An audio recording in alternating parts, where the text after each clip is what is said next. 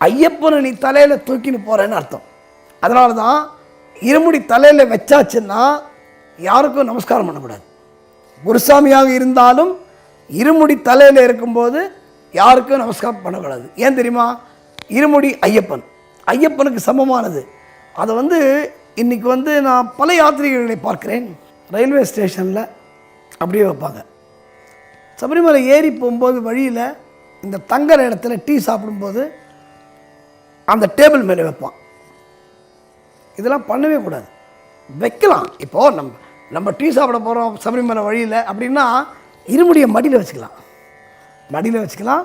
அப்படி இல்லைன்னா ஒரு நல்ல பெட்ஷீட் போட்டு ஒரு நல்ல டவல் போட்டு அந்த டேபிள் மேலே அந்த இருமுடியை வைக்கலாம். அப்படி வைக்கணும். ஏன்னா இருமுடி என்பது ஐயப்பனுக்கு இடையானது. அதற்கான மரியாதையை நாம் கொடுத்தே தீர வேண்டும். அது சாதாரணமான விஷயம் இல்லை. ஐயப்பன் உன்னோடு சேர்ந்து வரா மாதிரி. அப்போ அந்த ஐயப்பனுக்கு நீ எப்படி மரியாதை கொடுக்கணும்?